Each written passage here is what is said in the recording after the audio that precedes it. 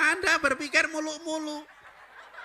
Mengapa Petrus ketika diperintah Yesus menebarkan jala, setelah semalam tidak dapat, lalu dapat ikan banyak? Iki muluk-muluk meneh percaya. Nah, ini ada katekis yang ketawa-ketawa, ini mesti takut ditanya, ya. Ngapa? Ikannya udah capek, Romo. Ikannya sudah capek. Anda tahu ikan capek ya? Termasuk ketika sesudah anak domba Allah, Tuhan mengatakan, inilah Tuhan kita Yesus Kristus, penyelamat kita. Berbahagialah kita yang diundang dalam perjamuan Tuhan. Ya Tuhan, saya tidak pantas Tuhan datang pada saya, tapi bersabdalah saja maka saya akan sembuh. Itu yang paling pokok. Jangan berdebat masalah Romo dulu pakai ya kok sekarang tidak. Mengapa? Ora penting. Romo Yus. Kia dan sebagainya. Romo Fike, para Romo, suster, bruder, Bapak Ibu, teman-teman katekis semuanya, selamat pagi, berkah dalam. Sehat semuanya. Munggahe tadi menggeh-menggeh apa?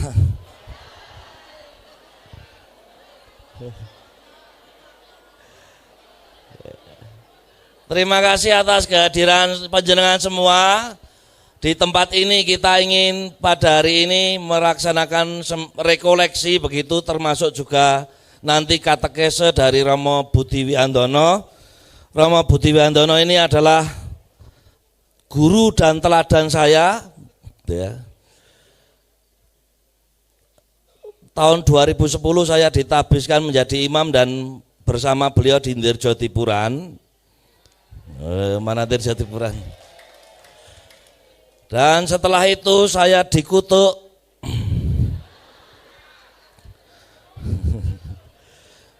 menjadi katekis sekaligus menjadi ketua komisi kateketik Kevikepan Surakarta 2011. Karena beliau adalah ketua komisi tahun 2010 itu, saya dikutuk menjadi ketua kateketik Kevikepan Surakarta. Sampai saya 2016 saya pergi ke Kalimantan melayani. Pulang dari Kalimantan sampai ke Paroki Dalem, ternyata kutukan itu masih itu ya. Saya kembali menjadi ketua komisi kateketik lagi. Jadi hati-hati, hari ini Romo Budi akan beri kutukan-kutukan kepada kita. Menjadi katekis, dan saya sangat ingat betul Romo Budi waktu saya menjadi Romo pertama kali. Romo Budi mengatakan, dadi Romo ki mulang. Maka saya diminta untuk mengajar waktu itu di Solo Baru setiap hari Sabtu. Dadi Romo kudu mulang, Romo ki katekis. Lalu saya mengajar, saya mengatakan, Romo, aku nyuwun bahane. Romo Budi mengatakan, kowe ki lulusan teologi kok ora iso mulang. Itu membuat saya sampai hari ini sakit hati. Lalu saya mencoba sekarang ini bagaimana supaya kita semua para katekis ini berusaha untuk selalu berdiskusi, belajar, mencari banyak hal yang baik untuk pengembangan pengetahuan iman kita, dan kemudian menjadikan kita pewarta. Karena bukan hanya para Romo adalah katekis, tetapi kita semua yang dibaptis itu dipanggil menjadi pewarta, menjadi katekis bagi semua orang. Maka bukan hanya pengajarannya yang paling penting, tapi juga kesaksian hidup kita. Hari ini kita akan belajar bagaimana gereja menjadi tanda dan sarana keselamatan bagi dunia. Maka saya persilakan seluruhnya nanti kepada Romo Budi Wiandono. Utuslah dan kutuklah para katekis ini untuk setia di dalam tugas dan tanggung jawabnya sampai kapanpun menjadi pewarta bagi gereja dan tanda keselamatan bagi semua orang. Amin. Terima kasih. Seluruhnya kami serahkan kepada Romo Budi Wiantono dan nanti kita akan menutup dengan Ekaristi. Berkah dalem. Nggih, pun keringetan? Oh, dereng nggih. Habis ini jalan salib yang panjang biar keringetan. Ya, setelah ini kita akan mendengarkan sebuah katekesi dari Romo yang sudah tidak asing lagi di mata kita karena dulu pernah menjadi VKEP ya, VKEP di Kevikepan Surakarta. Dikenal dengan Romo imut, iya, lucu, iya. Karena mungkin ada kumisnya ya, iya. Hari ini telah hadir bersama kita Romo Antonius Budi Wihandono PR. Yang kita beri tepuk tangan dulu. Oke. Sudah siap? Mbak Berna? Oke, oke. Untuk waktu dan tempat kami berikan kepada Romo Budi. Monggo Romo.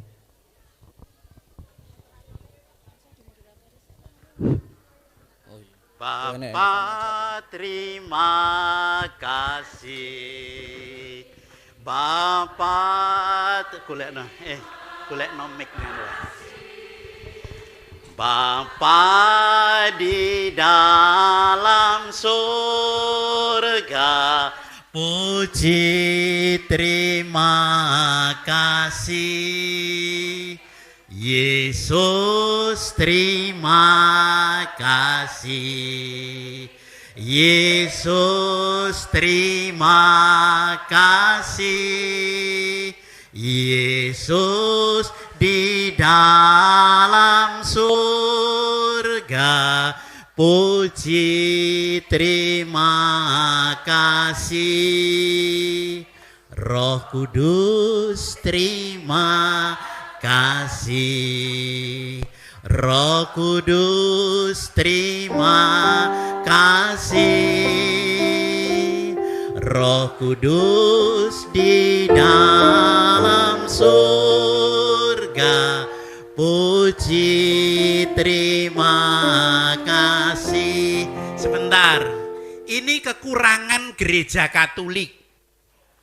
Kadangkala nyanyi antara syair dengan wajahnya beda.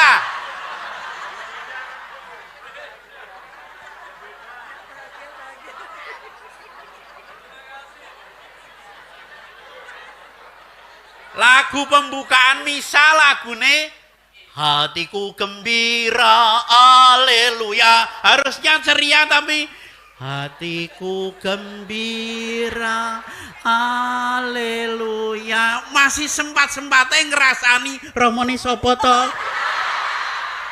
Payah tenan. Ya. Gereja Katolik ini kelemahannya itu ya. Masih ngerasani romoni sopo to. Oh lho gue Romo Budi ireng elek. Karena Tuhan mendatang. Romo Budi ki mbiyen sing anu to masih iso ngrasani gereja Katolik janis. Kalau tadi saya mengatakan Bapak terima, saya sudah memberi contoh wajahnya. Anda masih Bapak terima kasih, utang belum lunas. Itu nek diarani meni utang belum lunas malah pada gembira. Aneh toh? Aneh biasa. Nah, tadi saya mengajak Bapak terima kasih, Yesus terima kasih, Bunda terima kasih, Roh Kudus. Terakhir ini Bunda. Ya. Terakhir Bunda, wajahnya dibuat Bunda terima kasih. Bunda terima kasih. Bunda di dalam surga, puji terima kasih. Ini lagu yang kalau pagi bangun tidur dan malam menjelang tidur saya pasti nyanyi itu. Ya. Terima kasih. Nanti bisa diterapkan pada orang tapi syairnya agak diganti. Misalnya suami mengatakan Bunda terima, pada istrinya ya, Bunda terima kasih, Bunda terima kasih. Tapi kalau istrinya masih hidup jangan Bunda di dalam surga. Itu nanti terjadi pembunuhan di tempat. Nanti diganti sendiri ya. Istri-istri juga bisa nyanyi itu, suami bisa nyanyi untuk istrinya atau istri untuk suaminya. Misalnya istri untuk suaminya mengatakan, darling terima kasih. Setuju enggak? Setuju enggak? Itu artinya Anda sebagai gereja sudah bertindak menyelamatkan hati pasanganmu. Ketika pasangan itu diucapi terima kasih. Ya. Saya senang bareng Romo Bunda dan Romo Herman itu ya. Kalau Romo Herman itu anggota Kopassus. Kalau saya dan Romo Bondan itu Brimob. Ya. Romo Herman itu Kopassus itu termasuk komunitas pastor-pastor rambut lurus. Kalau saya dan Romo Bondan itu Brimob, berintik mubrak mabrik.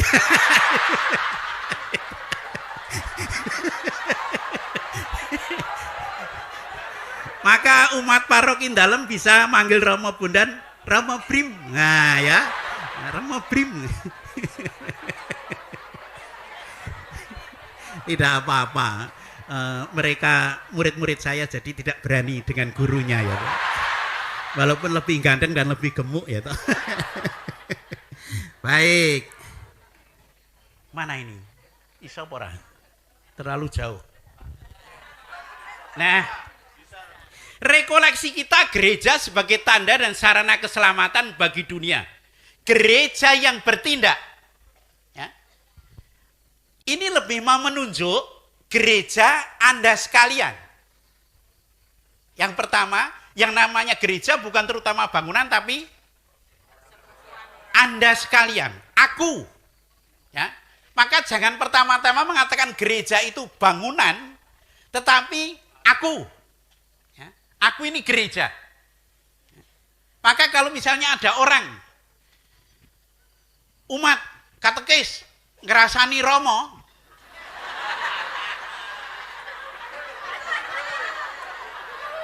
itu artinya gereja yang sedang ngerasani Romo. Dan biasanya saya ngerasani lebih banyak itu perempuan.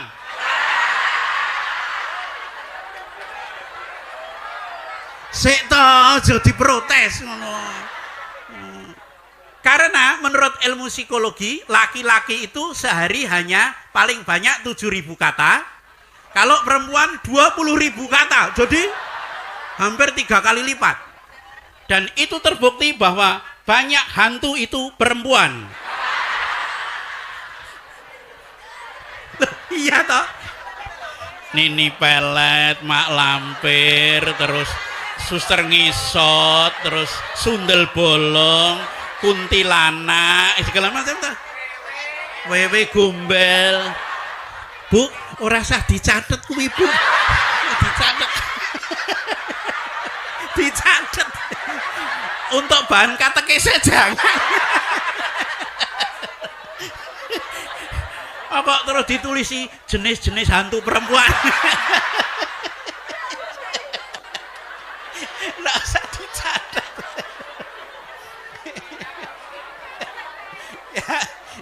Ya, artinya gereja yang bertindak itu saya, ya, saya. Dan sungguh bersyukur bahwa banyak perempuan.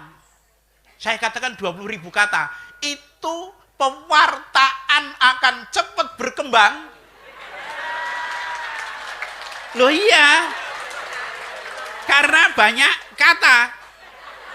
Nah, tergantung memilihnya. Kata-kata yang saya pakai itu untuk yang baik atau yang buruk, jahat. Kalau semakin banyak, wah perempuan itu, maka perempuan pertama yang diberi pewartaan kebangkitan oleh Yesus. Ya toh? Tepuk tangan untuk perempuan. Ya. Bahwa dosa pertama itu perempuan juga. Yang laki-laki tepuk tangan untuk perempuan. Dosa pertama itu perempuan dan ngajak laki-laki dan laki-laki dengan senang hati ya. Oke. Itu katekese ya, katekese ya. Jadi gereja yang bertindak. Gereja Katolik, saya katakan baik dan buruknya dunia ini, gereja Katolik mempengaruhinya. Karena apa? Karena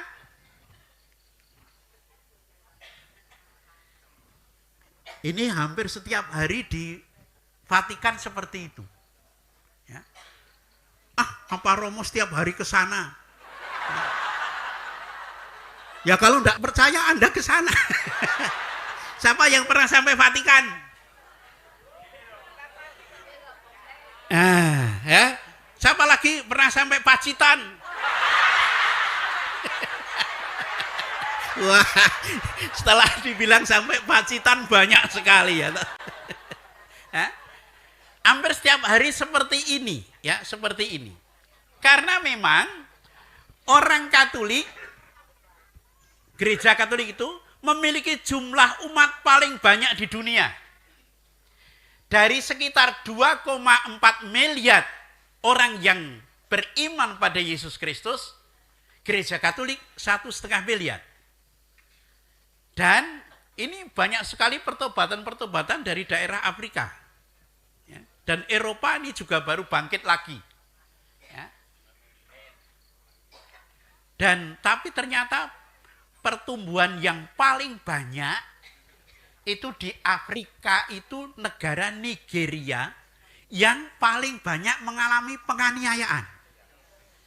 Maka mungkin Keuskupan Agung Semarang harus mengalami penganiayaan.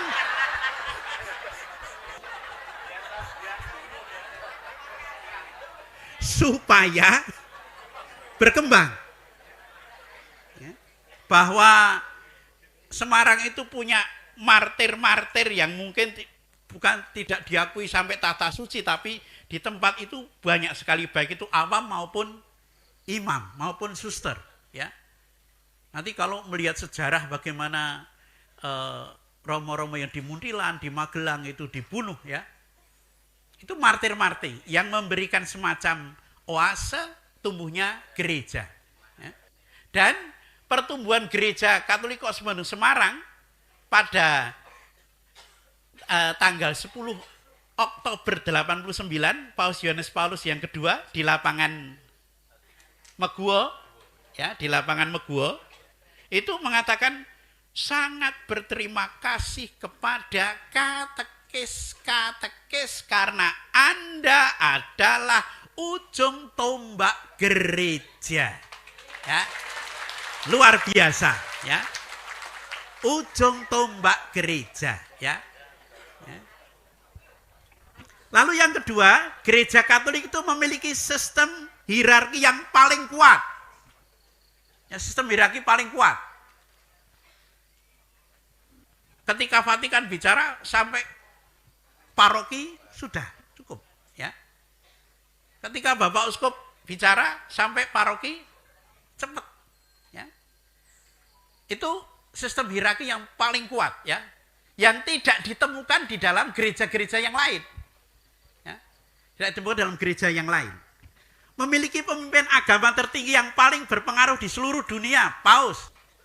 Hanya Paus yang seringkali diminta oleh PBB itu untuk pidato di PBB, ya. Hanya Paus, lainnya enggak, ya. Mengimani inkarnasi Allah yang menjadi manusia dan tinggal bersama manusia, yang kadangkala disalahartikan. Gusti Allah kok duwe anak? Ya. Gusti Allah kok duwe anak? Tinggal dijawab saja. Lah kamu percaya Allah Maha Kuasa enggak? Iya. Kalau dia pengen punya anak bisa enggak? Bisa, ya wis itu. Nek kamu mengatakan Allah tidak bisa berarti tidak maha kuasa. Lah kok disebut anak Allah? Lah itu sebutan. Nah itu anak kunci, bukan perkawinan Grendel dan Gembok. Loh iya toh? Anak tangga bukan perkawinan bambu lanang, bambu wedok, bukan. Disebut anak tangga, bukan anak tetangga juga ya toh? Seorang anak setiap kali dia mimpi kok terjadi. Ya? Mimpi gurunya meninggal, betul terjadi. Ya? Gurunya meninggal. Lalu mimpi neneknya meninggal, betul terjadi. Dan dia begitu resah ketika mimpi bapaknya meninggal. Terus yang meninggal kok tetangganya itu ya. Jadi mungkin dia anak tetangganya itu.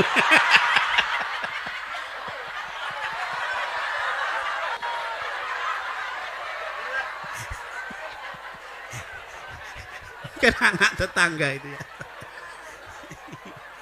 Mana anak sekarang itu kan hebat-hebat toh. Ada anak kecil bolos, ya bolos, tidak sekolah. Terus gurunya itu mau mengunjungi rumahnya karena alasannya bolos itu bilangnya sakit. Bilangnya kakeknya meninggal. Gurunya mau melayat. Gurunya melihat kakek itu sedang di depan rumah. Lalu kakeknya mengatakan pada cucunya itu, kakeknya melihat pada cucunya, delik, gurumu teko. Gurumu datang. Mbah, kamu yang sembunyi saja. Karena izinnya kakek meninggal. Kowe sing delik wae, Mbah, kowe sing delik. Ra ngajar.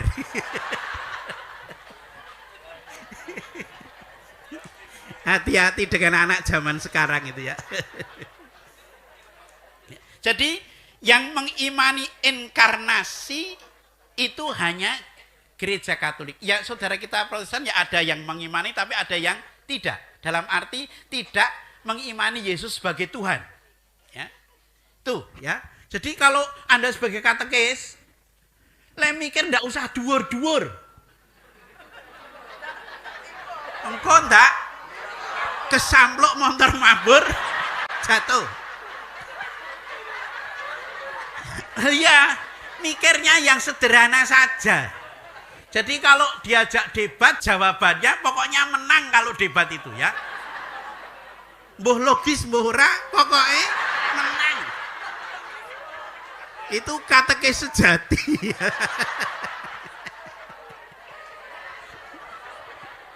Loh, enggak. Soalnya dalam gereja Katolik itu sudah ada banyak jawaban. Orang-orang di luar diskusi. Duluan ayam atau telur? Ayam. Ayam. Dan itu biblis, kitab suci. Tuhan ketika mencipta tidak mengatakan aku ciptakan telur. Enggak ada. Tapi hewan. Loh iya kok betul kok. Ya. Nggak usah muluk-muluk. Wah ayam telur. Duluan ayam mesti Tuhan ciptakan ayam. Bagi yang lainnya bingung, bagi kita tidak. Maka kalau kita ikut bingung itu kita bagian dari mereka yang bingung. Tuh. Sama bundaan perhatikan.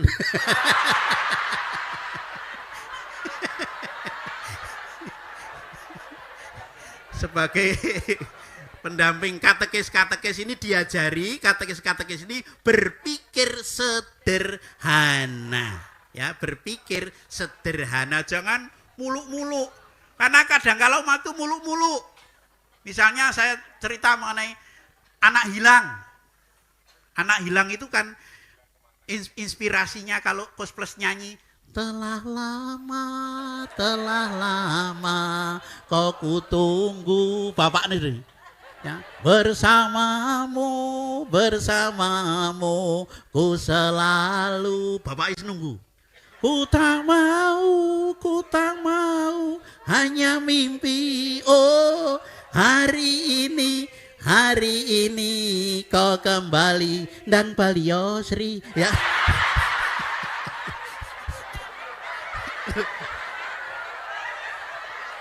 Sik pertanyaane, ngopo sing lari kok bapaknya?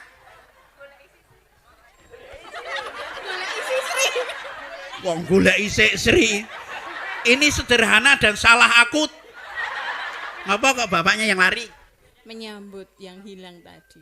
Menyambut yang hilang. Ini termasuk bagian yang muluk-muluk. Ngapa kok bapaknya sih lari? Bapak katekis menjemput putranya yang hilang.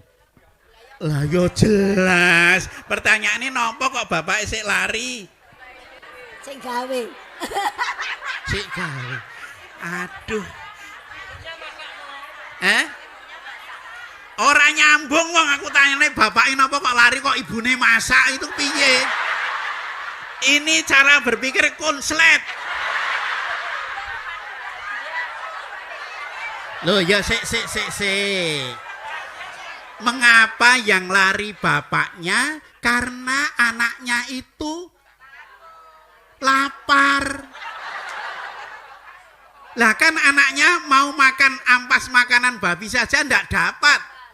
Maka dia kan kelaparan. Bayangno nek orang sempoyongan lari.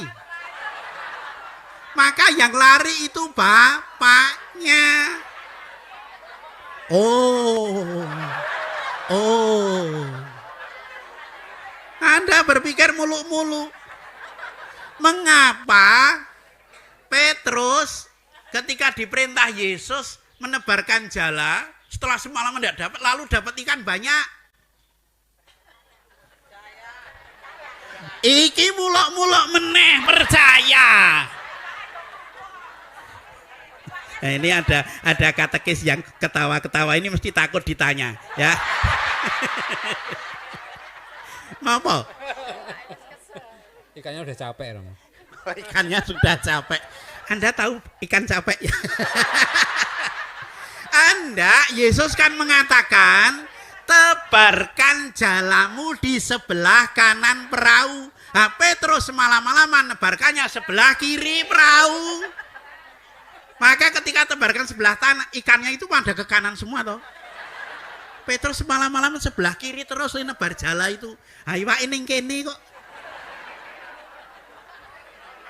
Ya ora oleh. Maka Yesus mengatakan tebarkan jalamu di sebelah kanan perahu. Wong iwake do ngumpul ning kene kok kowe semalam-malaman ning kene terus.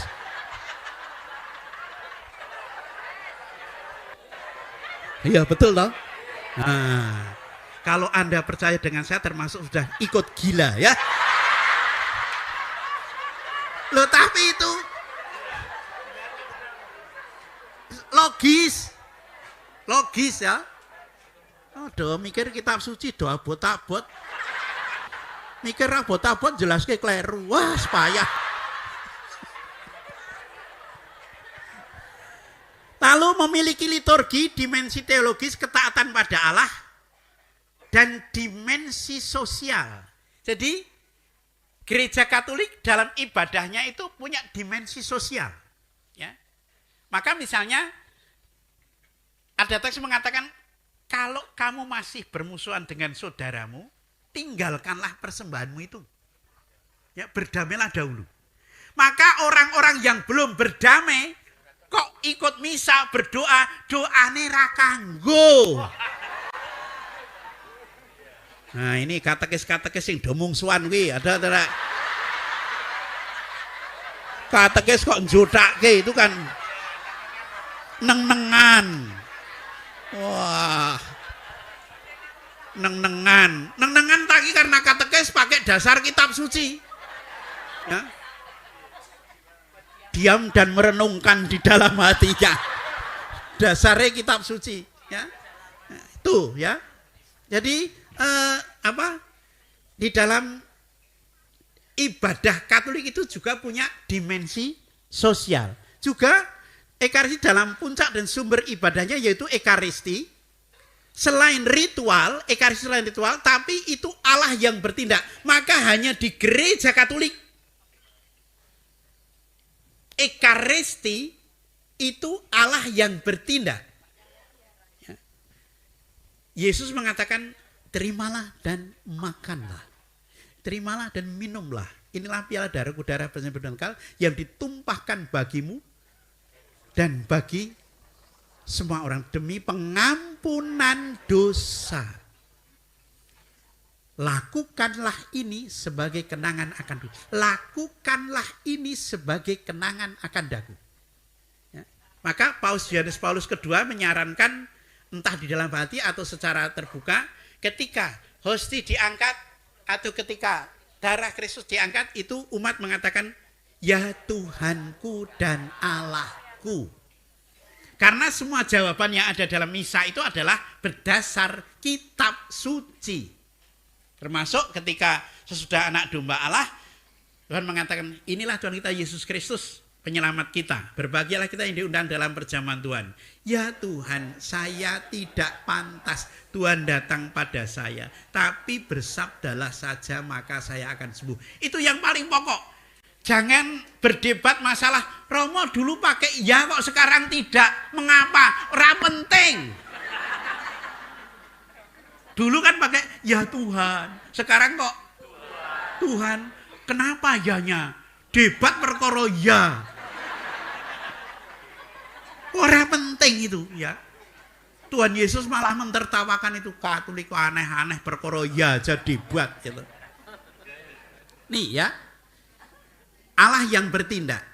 Ini dalam gereja Katolik menjadi begitu nyata bahwa ibadah itu Allah yang bertindak dan harus punya dimensi sosial.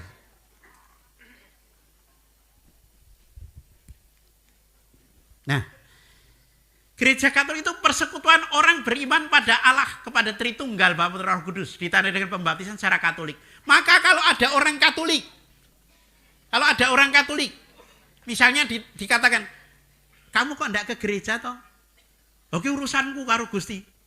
Ini bukan Katolik yang katakan gitu. Karena gereja Katolik itu persekutuan. Ya. Persekutuan. Maka setiap orang Katolik yang dibaptis menyadari bahwa dia hidup dalam persekutuan. Dan persekutuan yang paling ideal yang disebut dalam Kisah 2 ayat 41-47 itu ya. Tuh ya, persekutuan. Di.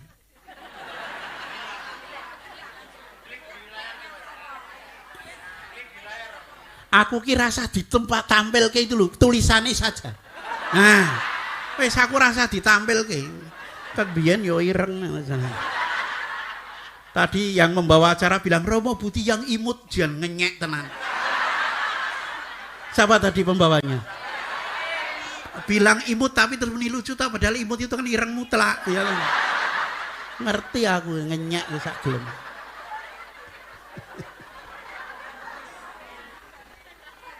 Dah ireng mutlak. Motor bebek CT ijo. Wis cendek randi bojo.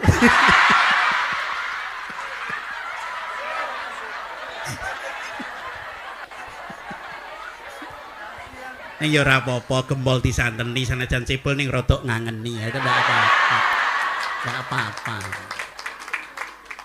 Nah, dan unsur kekatolikan ada yang disebut lege credendi, iman yang diakui oleh gereja Katolik. Jadi punya semacam dogma-dogma tertentu yang menjadi ukuran pokok. Ya, ukuran pokok. Lalu lex celebrandi, karya Allah terutama dalam 7 sakramen, khususnya Ekaristi. Maka Ekaristi disebut puncak. Lex orandi, ungkapan iman melalui doa-doa dan devosi-devosi. Ya, ada orang Chinese, Cina, dokter Cina, itu dia melihat ketika di Cina orang Katolik yang sakit kok lebih banyak bertahan. Lalu dia pindah ke Rusia kok sama. Sampai pindah ke Amerika, lalu kemudian dia menjadi Katolik, dari ateis menjadi Katolik. Mengapa Katolik kok lebih banyak bertahan ketika sakit dan lebih gembira? Karena punya banyak penolong menurut dia. Ya. punya banyak penolong. Ya. Ada devosi-devosi, terutama rosario. Ya. Ini devosi yang sangat menguatkan. Ya. Dan saya sendiri mengalami bahwa rosario itu luar biasa. Bunda Maria itu kalau diminta apa-apa saya minta itu yang penting untuk kepentingan gereja loh ya. Untuk kepentingan gereja itu terjadi. Ya, terjadi. Bunda, aku pengen tanah sebelah ini untuk gereja rosario 3 peristiwa. Saya memang agak jarang rosario peristiwa terang, tapi 3 peristiwa itu 3 kali. Terus nanti rosario itu tak lempar ning tanah itu. Nek tubuh Kristus kok terbuka gitu, salib itu entuk. Nek miring angel. Nek mengkurep ora entuk. Nah, itu tak prakteknya terus ajaran ibu saya itu ya. Itu termasuk iman ya. Rosario entuk ya. Itu terjadi betul ya. Maka para cowok-cowok yang belum menikah itu kalau mau seneng sama cewek rosario 3 kali. Hah? Nanti terakhir lempar kepada cewek itu.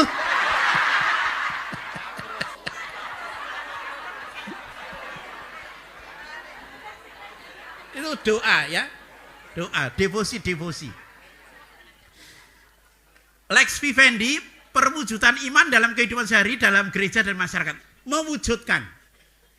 Ya, dulu itu kalau misalnya ada orang Katolik kok buruk, orang mengatakan Katolik kok ngono toh.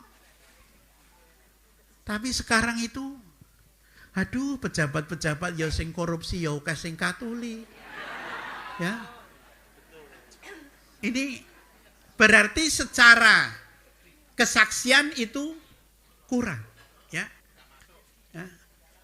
Wong dulu itu banyak yang orang Katolik pun bisa jadi bendahara di masjid atau apa untuk pembangunan, ya. Tapi sekarang aduh kasihan sekali ya. Ini unsur kesaksiannya gereja yang bertindaknya memudar ya, memudar.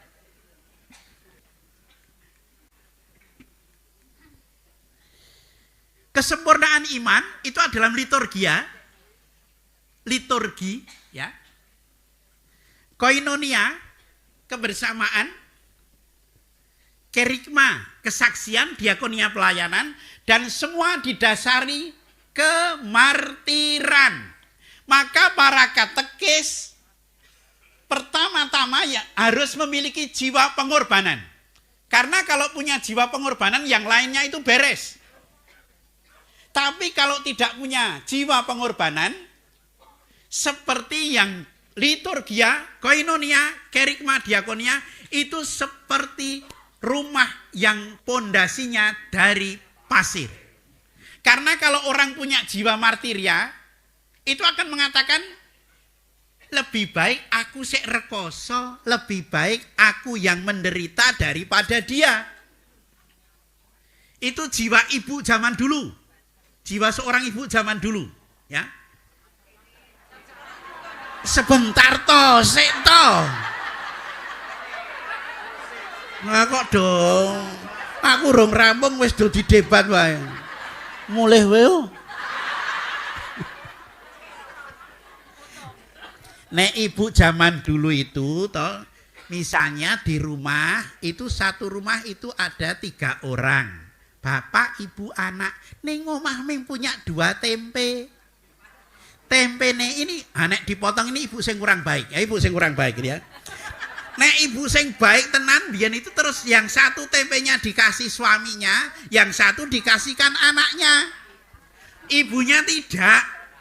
Terus nanti kalau pas makan, anaknya atau suami tanya, "Loh, mama kok tidak makan tempe?" "Sudah tak makan tadi, aku selak pengen makan." Terus ketika anaknya suaminya makan, ibu itu ngelekidu.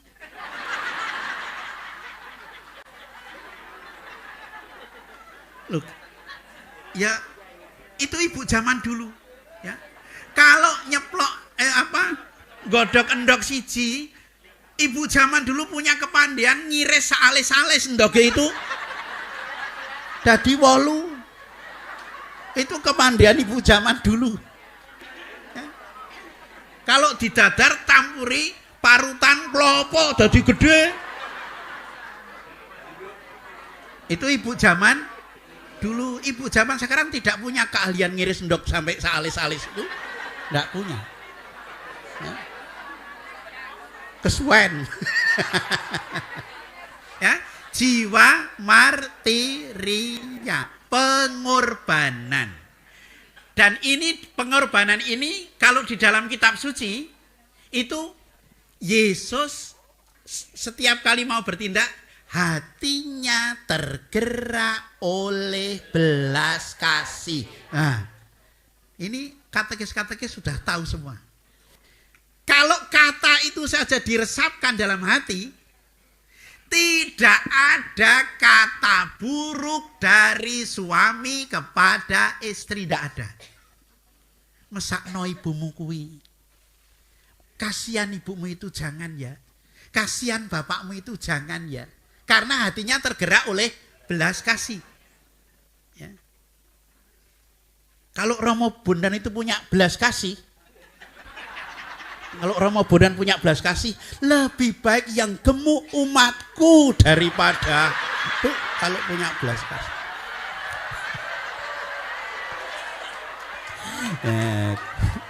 Kapok kowe ngundang aku. Hancur lebur tulangnya serta hangus tubuhnya, hancur lebur tulangnya serta hangus tubuhnya. Nah, harus seperti Romo Vikep. Romo Vikep dikasih kaos yang medet ya toh.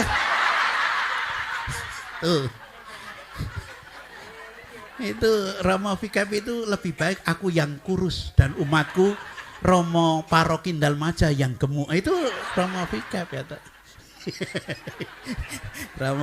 Romo Bondan terus sebah wetenge. Ngelus-elus wetenge. Martiria ya, pengorbanan.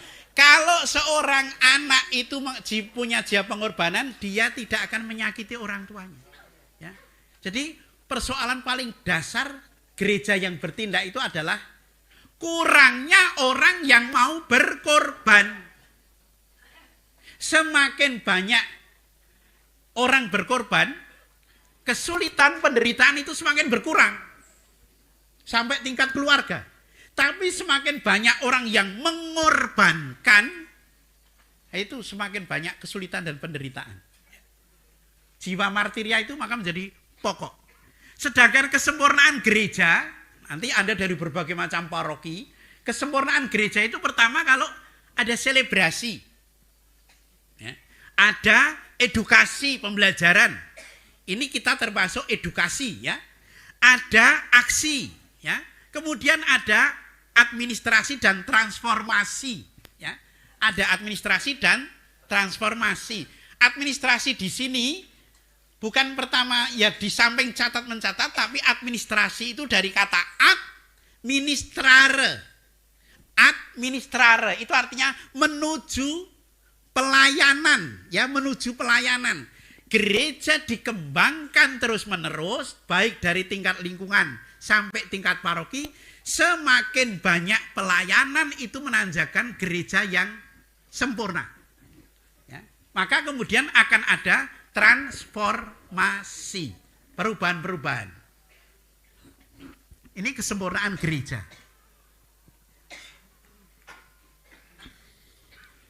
Tantangan intern iman Katolik zaman sekarang. Tolong ini perhatikan betul saudara-saudaraku katekis yang mulia. Ya. Wah, rupanya jarang disebut yang mulia oleh Romo Bondan. Tolong nanti setiap kali mau bilang dengan para katekis yang mulia. Karena kata-kata itu pun sudah menggembirakan mereka. Nah.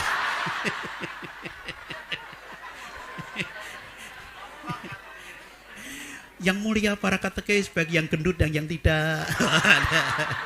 Aku tadi naik mobil waktu ke atas itu kasihan melihat beberapa katekis. Aduh, ini bisa naik itu aja sudah turun 2 kilo ini itu. Sudah turun 2 kilo itu ya. Ada tantangan dalam hidup keluarga. Angka perceraian meningkat dari tahun ke tahun. Sebaliknya angka perkawinan menurun. Perceraian meningkat, tapi yang nikah menurun. Bukan karena jadi pastor atau suster, enggak. Ya.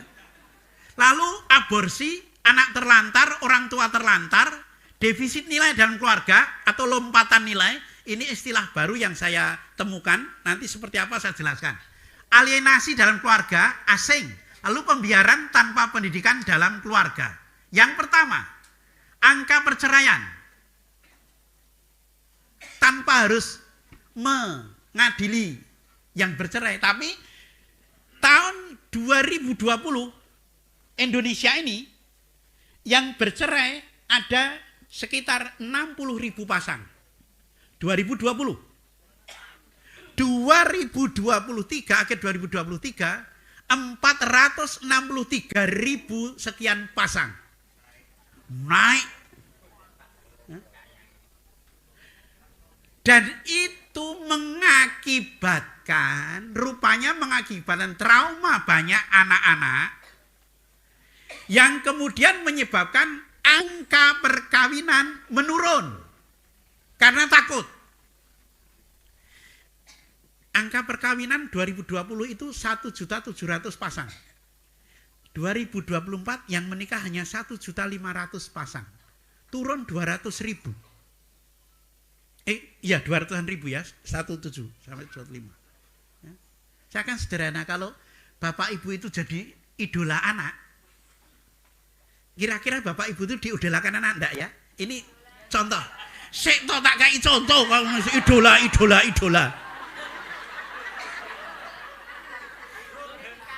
Kalau punya anak laki-laki ditanya, "Le, kowe pengen di bojo kaya sapa?" "Kaya ibu." Ini jadi idola ibunya. "Aku pengen punya istri seperti mama. Mama biak, papa gedang." Ya.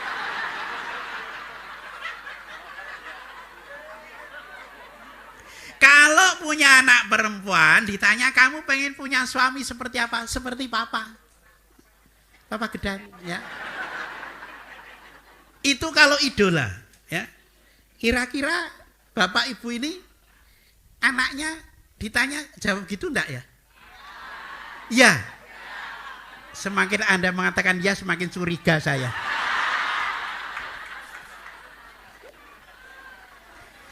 Kalau sampai anak laki-laki Anda ditanya, "Le, kowe pengen punya istri seperti apa?" "Amit-amit enggak kayak mama." Loh kok gitu? Mama itu siapa-siapa disalahkan kok. Papa disalahkan. Anak-anak disalahkan. Tetangga disalahkan. Romo disalahkan. Anjing tidur pun disalahkan kok oleh mama itu. Mama saya itu galak sekali kok. Walaupun laki-laki itu diciptakan, perempuan diciptakan dari tulang rusuk, tapi mungkin ada beberapa yang meleset. Perempuan tercipta dari tulang kepala, sehingga nindas suaminya. Lalu anaknya yang laki-laki takut. Ya. Walaupun juga ada perempuan yang mungkin meleset tercipta dari tulang kaki, sehingga suaminya nginjak-injak terus. Dan istrinya selalu nyanyi, "Wanita dijajah pria sejak dulu wanita dijajah pria, pria menjajah wanita sejak dulu wanita dijajah pria." Payah. Maka karena kami itu termasuk golongan tidak mau menjajah wanita, jadi pastor ya, makanya jadi pastor itu. Ini angka perceraian. Lalu aborsi. Ya. Aborsi.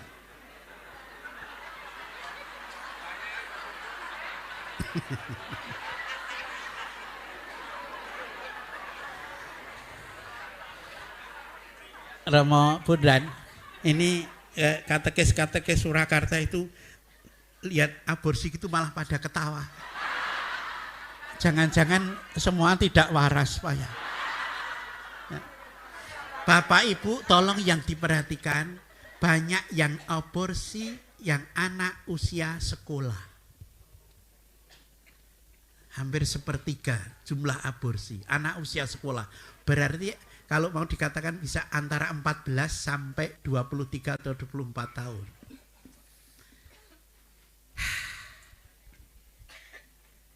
Ya. Maka kalau misalnya mau menerapkan pengalaman Maria sulit. Kalau ada ibu-ibu punya anak umur 16 tahun terus datang pada dia mengatakan, "Ma, aku hamil." Dari siapa? Roh Kudus. Tidak ada yang percaya. Tidak ada yang percaya. Lah metune kok ireng. Kok kaya Romo Budi Wiandono. Sulit toh? Ada anak umur 16 tahun datang pada Anda sebagai ibu, "Ma, aku hamil." Dari siapa? Roh Kudus. Tidak percaya. Atau ada nenek-nenek umur 80 tahun hamil. Ditanya, "Nek, dari siapa?" Roh Kudus. Geragasmen kowe to, Nek, wis 80 tahun. Sulit. Aborsi, ya. Anak terlantar. Anak terlantar bukan sekedar yang di jalan-jalan, tapi di dalam keluarga pun banyak yang terlantar. Romo, papa saya lebih suka anjingnya daripada saya kok, Romo. Loh kok gitu? Bapak itu kalau tidak kerja hari Minggu ngajak jalan-jalan anjing, tapi saya tidak pernah diajak jalan-jalan. Loh ini fakta loh ini ya, betul. Atau seorang anak mengatakan, "Romo, mama saya lebih cinta emasnya daripada saya kok, Romo." Loh kenapa? Saya sejak kecil dititipkan bibi, asisten rumah tangga, tapi mama kan tidak pernah nitipkan anting gelang kalungnya sama bibi. Ini anak terlantar. Maka jangan kaget kalau banyak orang tua kemudian ketika tua terlantar. Karena ketika anaknya masih kecil tidak diperhatikan dengan baik. Kehilangan budaya yang baik. Contoh kehilangan budaya yang baik itu, dulu kalau anak kecil lahir, bayi, sampai dia selesai cerai susu, selesai disape, itu masih dikeloni orang tuane. Nek sekarang diletakkan di box, bapak ibu nek kelonan dewe.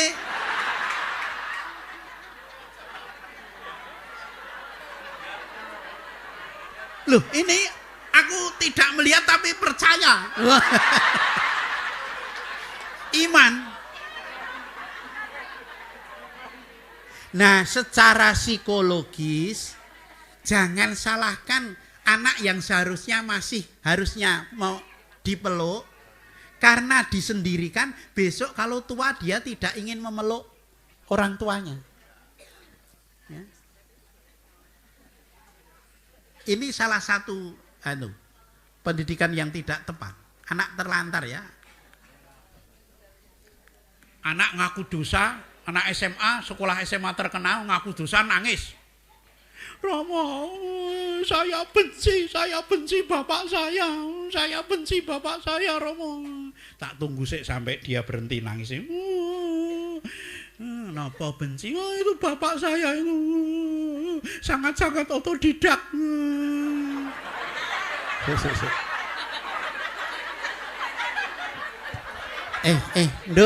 Nduk, kamu tadi ngaku bapak lu sangat-sangat otodidak. Si otodidaknya apa ta, Nduk?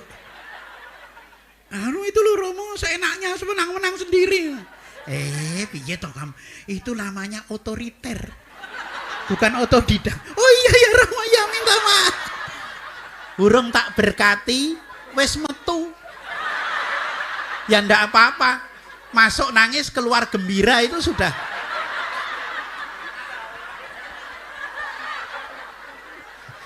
Dia tidak nyalahke bapaknya, nyalahkan diri sendiri. Goblok mentaku.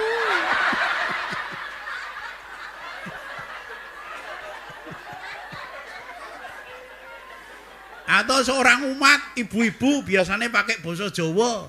Wis tak mugi Gusti paring berkah yang Romo, yang Putra, yang Roh Suci. Amin. Romo, saya mau mengaku dosa. Kok tumben Indonesia ini? Demikian Romo, dosa saya, mohon kontribusinya.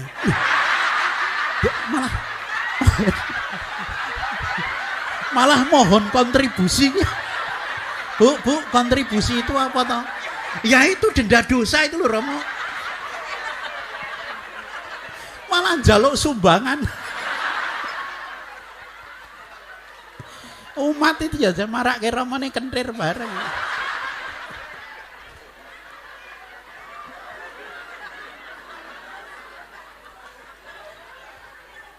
Lansia terlantar, ya. Lansia terlantar. Lalu kemudian defisit nilai. Ya, defisit nilai. Jadi defisit nilai itu banyak sekali, termasuk anak-anak itu salah satunya tidak memiliki kemampuan menangkap bahasa simbol. Ya. Tidak punya kemampuan menangkap bahasa simbol. Misalnya kalau zaman dulu bapak itu misalnya marah cuma tinggal selesai, tahu. Ya. Nah sekarang malah bapak Pak kowe nek keselak ngombe kena Pak.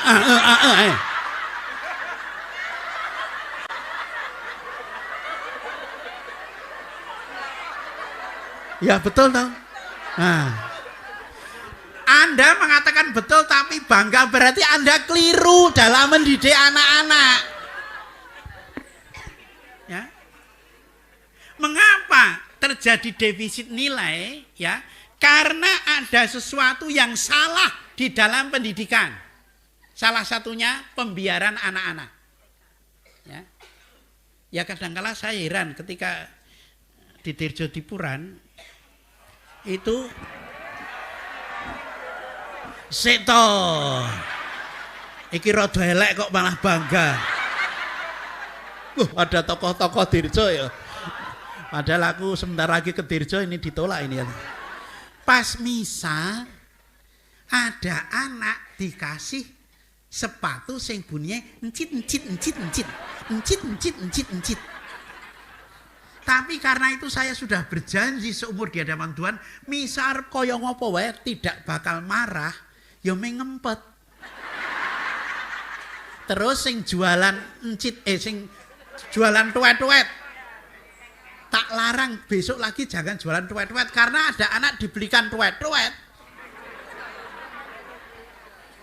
Tak larang jualan tuet-tuet, jualan otok-otok kaleng susu.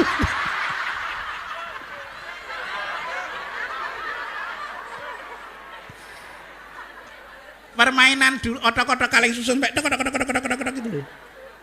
Ya mestinya nek orang tua tahu itu ojo tuh kok kayak gitu. Nek mungkin anaknya nangis, ya saya memahami, terus dibelikan itu. Tapi anaknya kan enggak ngerti, ya itu otok. Saya pas khotbah otok. Neng sudah janji di hadapan Tuhan tidak akan marah. Ya wis iklan itu aja. Anak-anak mengalami lompatan nilai. Lompatan nilai itu seperti ini, contoh. Di satu kabupaten ada lomba nyanyi. Anak juara pertama nyanyi lagu wajib, lagu nasional, bagus. Tapi saya begitu kaget ketika anak itu nyanyi lagu pilihan, lagunya nih ke Ardila. Jenuh aku mendengar manisnya kata cinta, lebih baik sendiri. Sudah berulang kali aku mencoba, ngulang opo jajal. Ini bagi anak SD kelas 4, ini tidak ada apa-apanya, tidak ngerti. Kalau saya menyanyi, ayo lungguh jejet astane sedakep, sikil temumpang banci ojo utak-utik, ngrungokke piwulang diben gelis pinter. Ada nasihatnya. Siji loro telu astane sedeku, mirengake bu guru menawa didangu, papat nuli limo lenggahe sing tata, aja padha sembrono mundak ora bisa. Satu, nasi sudah tentu. Dua, juga sayur mayur. Tiga, susu tambahannya. 1, 2, 3, 4 sehat, 5 sempurna. Ya.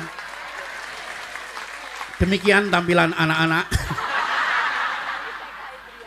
Anak kelas 5 SD nyanyinya, kamu 10, aku 11. Kamu selingkuh, aku balas. Kamu 11, aku 12. Kamu ndak jelas, aku lepas. Loh iki.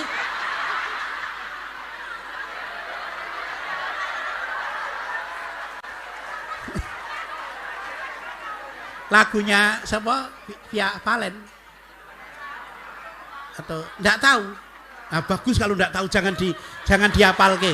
Ya. Nanti kalau dihafalke di depan suami, kamu 10, aku 11. Kamu selingkuh, aku balas. Kamu 11, aku 12. Kamu ndak jelas, aku lepas. Wis. Ayah itu ya.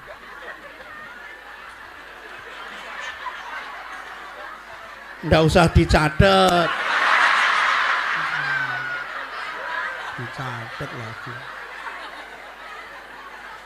Itu artinya mengalami lompatan nilai. Maka saya sering ngajarkan kalau diminta seminar guru-guru itu, ya lagu yang paling pokok itu. Wiwit aku isih bayi, wong tuwa sing ngopeni, wong tuwa sing ngopen nganti tumeka saiki tansah katon gemati. Mangkat sekolah disangoni, sandang pangan wis mesti. Mula aku wajib bekti, bangun turut ngajeni. Syair kedua tak tambah gini. Yen aku lara ditunggoni, sembayang rina wengi. Mula aku wajib bekti, bangun turut ngajeni. Kalau anak diajar itu dia akan cinta. Jangan sampai nanti anaknya karena ndaknya terus wiwit aku isih bayi, wong tuwa ra ngopeni, nganti tumeka saiki ora katon gemati. Mangkat sekolah diseneni, sandang pangan ra mesti. Luwe becik aku mati tinimbang loro ati. Payah kalau sampai segitu itu ya toh. Jangan sampai gereja yang bertindak dari paling dasar keluarga, anak terluka oleh kita. Alienasi keluarga, terasing. Ya. Keluarga terasing. Kunjungan umat, Pak, putrane Bapak berapa? 3 Romo. Yang nomor satu namanya ini, sekolah di sini kelas segini. Yang nomor 2, anak Dewi nomor 2 ki sapa, Bu?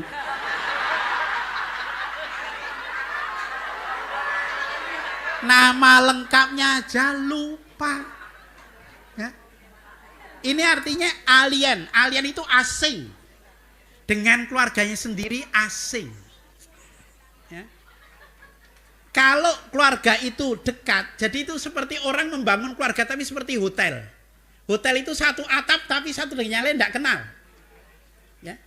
Tapi kalau orang itu dekat, itu bahasa simbol kuat sekali.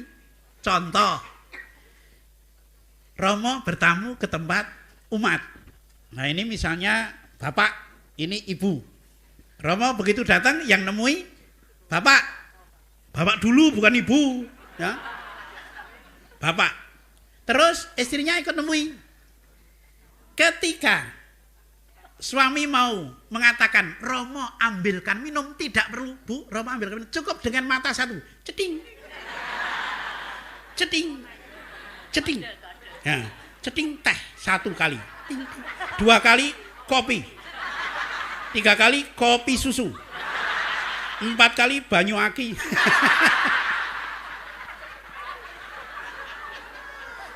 Racunan Romo nih. Bapak tidak perlu romone minum. Tapi cukup dengan ting, itu bahasa simbol kedekatan.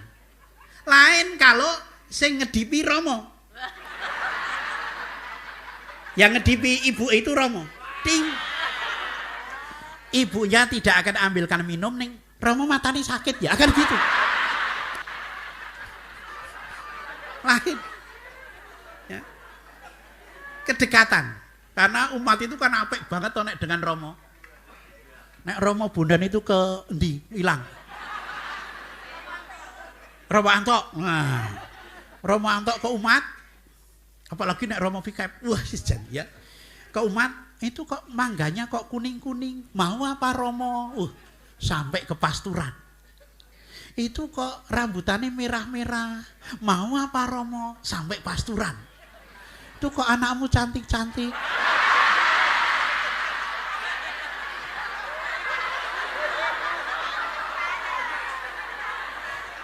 Sampai pasturan neneknya.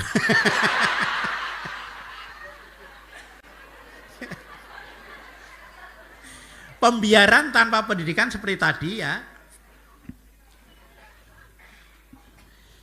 Nah, ini lalu yang tantangan iman. Tantangan iman, subjektivisme iman, ini tantangan para katekis ya, yang untuk iman. Stagnasi iman, apatisme iman, deviasi, dikotomi, alienasi iman, minimal sofis, ketidakdewasaan pribadi. Apa itu subjektivisme iman? Misalnya, contoh di situ ya. Pandangan Yesus yes, church no. Yesus ya, tapi gereja tidak. Maka saya tidak perlu ke gereja. Loh, kamu tidak ke gereja mengatakan Katolik?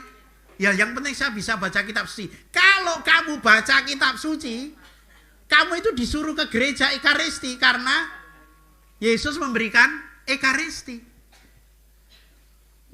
Tidak perlu ngaku dosa di hadapan Tuhan melalui imam. Langsung ngaku. Wah ini ada katekis yang ngajarkan ini, terkutuklah kau.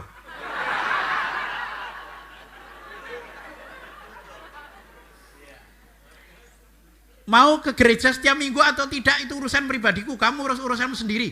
Ini tidak menyadari bahwa gereja itu persekutuan orang beriman pada Kristus. Tidak perlu membaptiskan anak sejak kecil, biar besok kalau sudah gede milih sendiri imannya.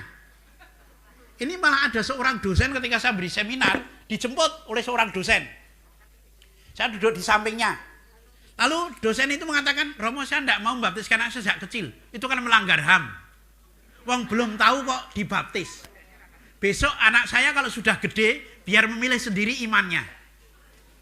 Besok kalau sudah gede, biar memilih sendiri imannya. Saya diajari oleh guru saya, kalau kamu ngomong-ngomongan dengan anak kecil harus pakai bahasa anak kecil. Kalau dengan anak SMP dengan bahasa anak SMP. Kalau dengan anak SMA dengan anak SMA. Kalau dengan dosen agak sinting ya pakai bahasa sinting. Maka ketika dosen itu mengatakan, saya tidak mau membaptiskan sejak kecil, itu kan melanggar HAM. Besok kalau sudah gede, biar anak saya sendiri memilih imannya. Lalu saya katakan demikian, Bapak yakin anaknya Bapak bisa sampai gede? Bapak bisa menentukan anaknya sampai gede? Ya. Maksud Romo apa? Kemarin saya berkahi bayi umur 3 hari meninggal Pak. Yang kapan itu 7 tahun, yang kapan itu? Ya. Tapi kalau Bapak yakin anaknya Bapak bisa sampai gede, ya enggak apa-apa. Terus dosen itu diam aja. Setelah itu dia mengatakan, baptisannya bayi kapan toh Romo?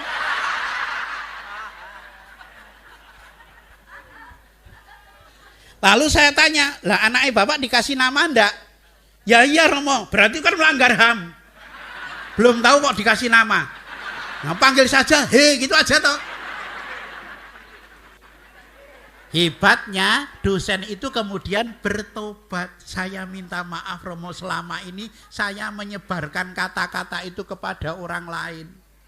Tapi hebatnya dia bertobat. Ya. Ini subjektivisme ya. Lalu stagnasi iman, kemandegan. Jadi Katolik sekian tahun, puluhan tahun, ya mung iso Bapak kami salah Maria wes. Aku percaya we lali. Ini artinya kemandegan, ya, ndak berkembang. Lah kalau ada orang Katolik kemudian berkembang, oh aku pengen lebih melayani Tuhan, aku tak jadi katekis. Ah, itu termasuk orang-orang yang imannya berkembang. Jadi Anda ini termasuk orang-orang yang imannya berkembang. Tepuk tangan. Ya. Jelas itu ya. Stagnasi iman itu kemandegan iman. Lalu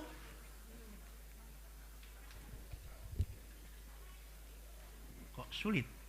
Apatisme. Apatisme itu cuek.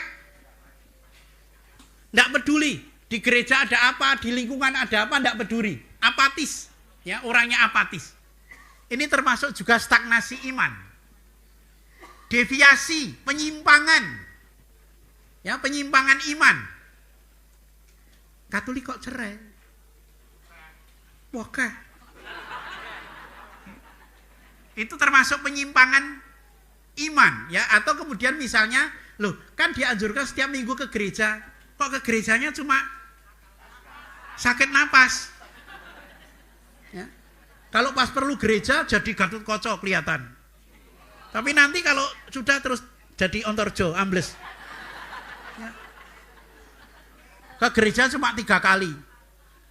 Baptis, nikah, mati. Ya. Tapi nek jenazah saya ketemu ya tuh.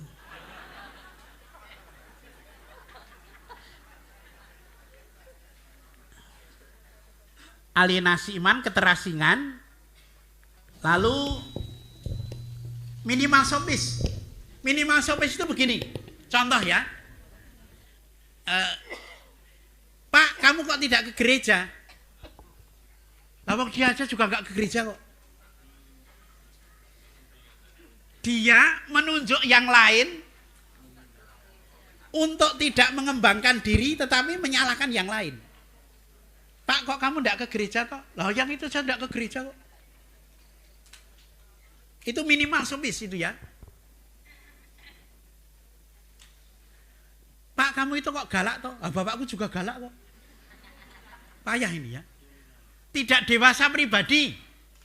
Nah, ini ketidakdewasaan pribadi itu akar banyak masalah. Contoh penjelasan ketidakdewasaan pribadi itu, kalau di dalam Efesus 2 ayat 21-22, diri kita itu disamakan dengan bait Allah. Ya, kita itu bait Allah. Dan bait Allah itu susunannya ada 4. Yang paling luar itu yang dipakai untuk jualan sapi, kambing. Itu melambangkan fisik. Lalu tempat orang-orang ngemis itu lambang perasaan. Lalu tempat pengajaran, ya, bagian tengah itu lambang pikiran dan tempat pengorbanan. Dan yang keempat yang disebut holiness itu lambang hati. Jadi manusia ada 4 struktur itu. Kalau fisik itu enak tidak enak, kalau perasaan itu senang tidak senang, kalau pikiran itu baik atau tidak baik, kalau hati nurani itu selamat atau tidak selamat. Kalau orang ini, nah, kalau orang itu berhenti pada fisik dan perasaan, ini tidak dewasa. Uripe mau enak tidak enak, senang tidak senang, repot. Pak, ini berasnya habis Pak, meminta uangnya, aku baru tidak senang kasih kamu uang. Payah. Romo paroki, Romo ini ada umat kritis minta minyak suci, aku gak rasa seneng minyak-minyakan. Payah. Ya. Nah, banyak orang itu berhenti pada enak tidak enak, senang tidak senang. Untuk mengatakan ini baik atau tidak pun sulit. Apalagi ini menyelamatkan atau tidak. Ini tidak dewasa. Ya Romo, tapi yang namanya hidup itu kan ada perkembangan, perkembangan tapi ada standarnya. Ya toh? Perkembangan itu ada standarnya. Contoh lagi, anak bayi 3 bulan, ibu, bapak, terus ibunya memberi mainan pada anaknya yang 3 bulan, ya. Ada didung tidak didung, ada didung tidak didung, ada didung tidak didung, bayinya normal enggak? Normal. Ibunya mengatakan, Pak, anaknya dewe pinter Pak, endi? Ada didung tidak didung, ada didung tidak didung, bayinya lahir harus pakai kacamata, ya toh dia. Saking pintere. Normal. Tapi kalau ini ibu, ini anak umur 12 tahun, ini bapak. Ibunya, bapaknya bangun tidur di ada didung tidak didung, ada didung tidak didung. Terus bapaknya Terus ibunya bilang, nak, bapak kita pinter. Andi, ada didung tidak didung. Bu, bapak gawa ning rumah sakit, Bu. Gejala stroke.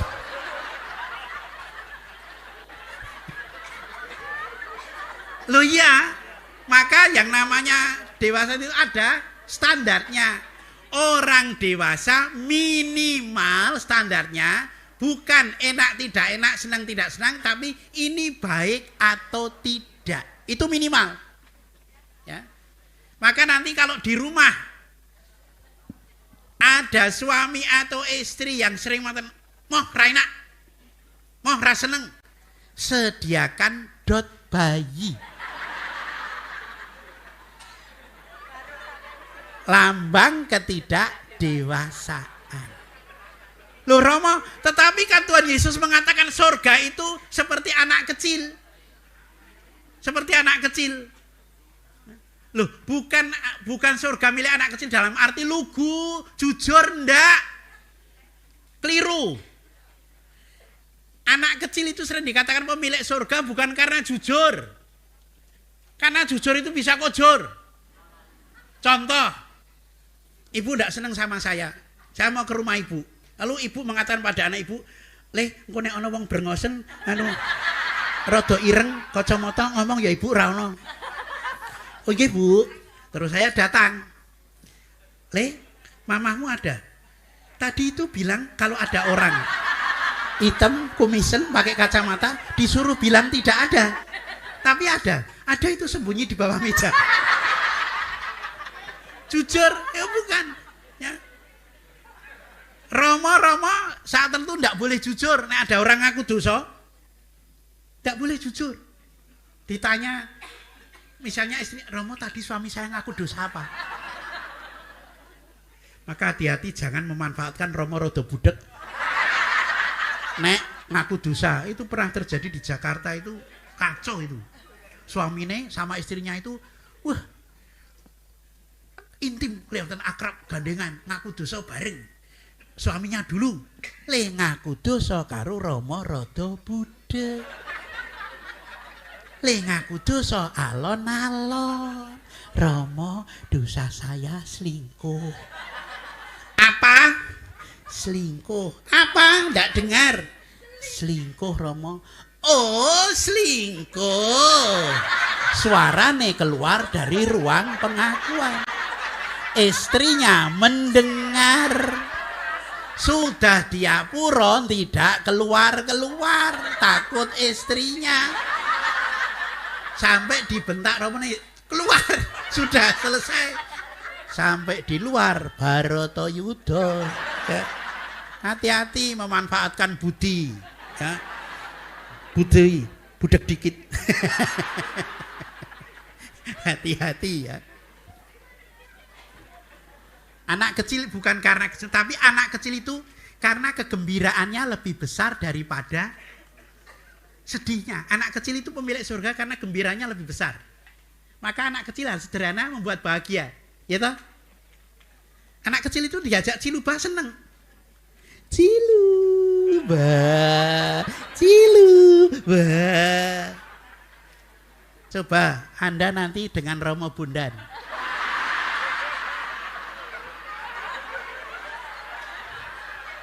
Ketemu ciluba.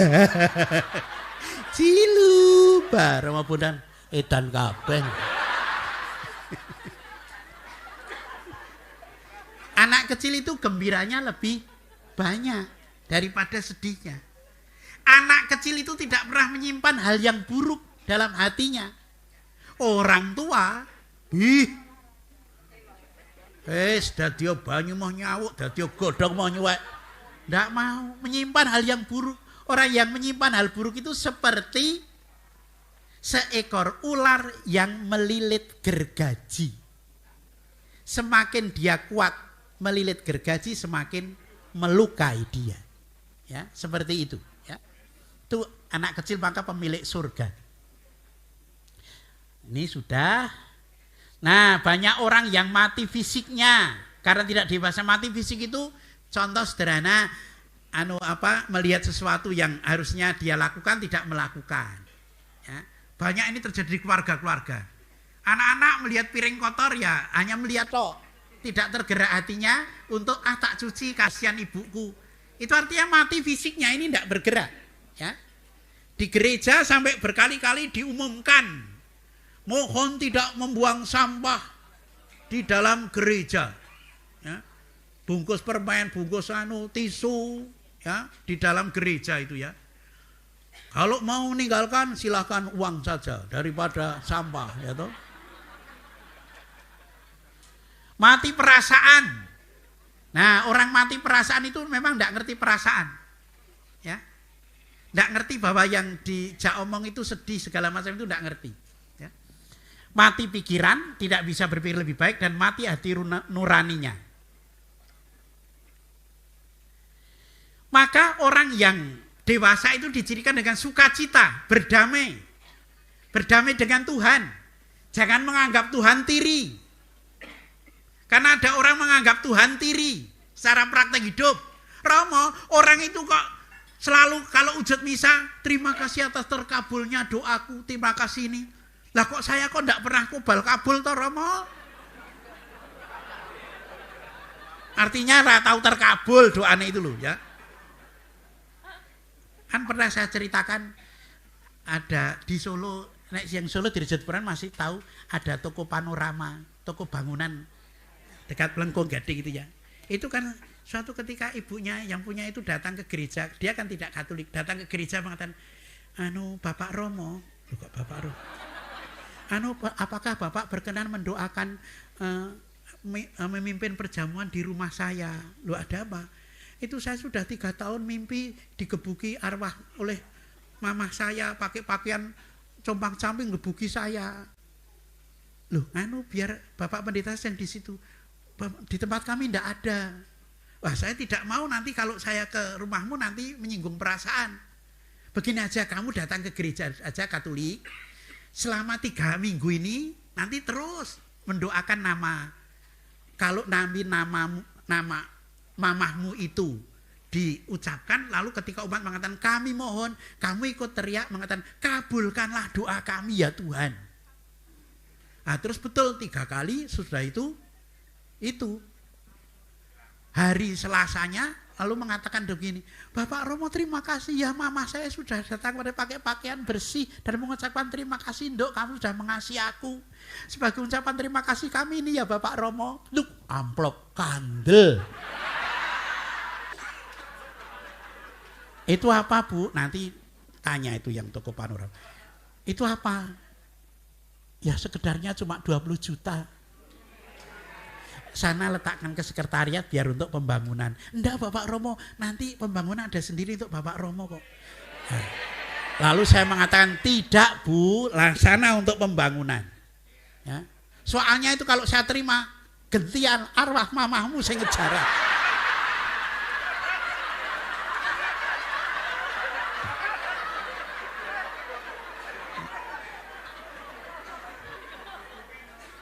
Tapi ya ada orang Katolik, Romo, sing didoake Romo itu mama saya kok masih nek ngitok elek to Romo.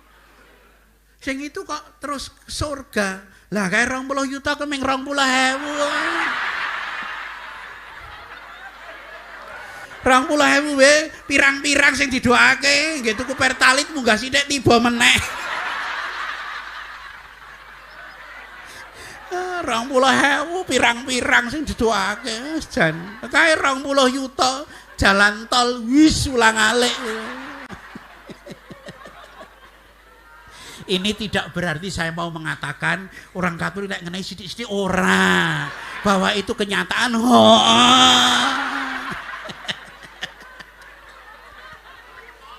Wah, apa ngundang aku apa? Berdamai dengan Tuhan, dengan diri sendiri. Karena banyak orang tidak berdamai dengan diri sendiri. Misalnya, banyak orang dikasih rambut berintik tidak mau. Diribonding. Padahal saya katakan tadi, kalau saya dan Romo Bondan itu brimob bintik mobak mabrik, ya sudah. Kadang kala aku itu juga aneh. Perempuan ki piye to ya? Alisnya dikerok ning terus digambar meneh iki kepiye.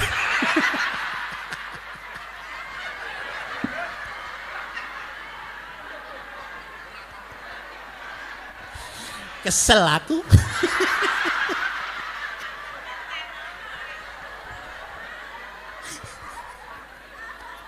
Loh ya toh, aku kan gak bisa memahami betul loh. Betul. Orang tidak mau seperti saya ceritakan Michael Jackson tidak mau menerima hidungnya yang pesek, dioperasi bermancung-mancung. Padahal orang hidung pesek itu jarang masuk angin.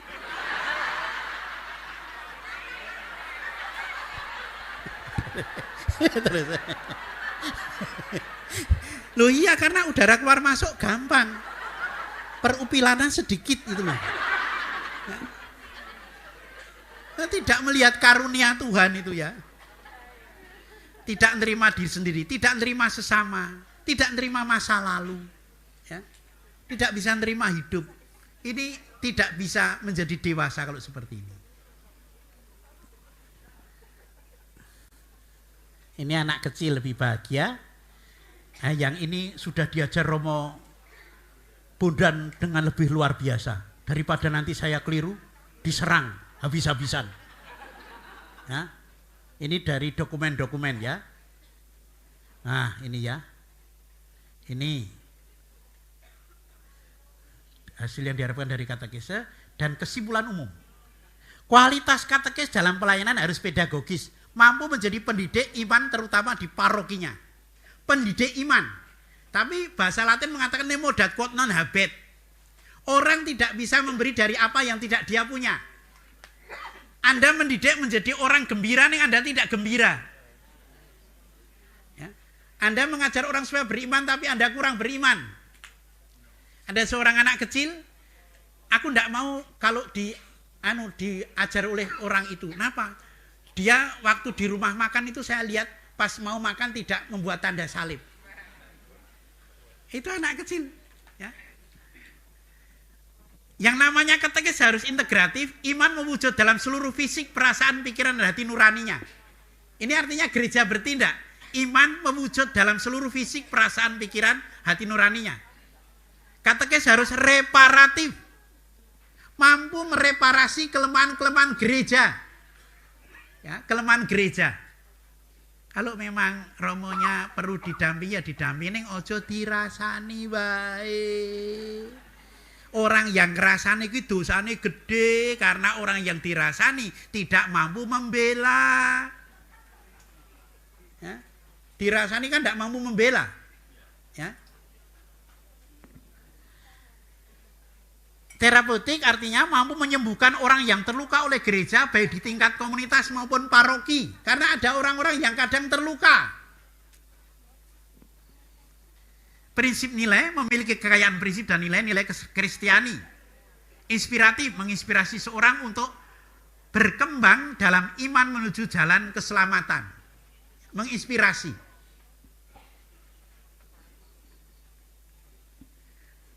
Lalu gereja menjadi tanda dan sarana keselamatan, berarti iman yang bertindak. Nah, ini kualitas katekis, tolong ini yang terakhir ini. Maaf saya pakai istilah Jawa. Seorang katekis itu hidupnya karena didasari pengorbanan, ngelabui. Orang yang ngelabui itu punya kerelaan berkorban. Seorang katekis harus gayemi. Hidup penuh sukacita, gayemi, ya. Lalu katekis harus ngayemi. Hidupnya membuat ayem, ya. Membuat ayem. Katekis harus ngayomi, ya, memberikan perlindungan, rasa aman. Katekis harus ngancani, menjadi sahabat seperti orang Samaria itu, ya. Ngayani, memperkaya hidupnya. Hidupnya memperkaya sesama. Dan seorang katekis itu harus ngangeni, dikangeni. Karena apa? Karena memiliki kualitas ngelabui, ngayemi, ngayomi, ngancani, ngayani. Demikianlah hal-hal yang dapat saya sampaikan. Jika ada salahnya, mohon pengampunan yang sebesar-besar. Terima kasih, berkah dalam.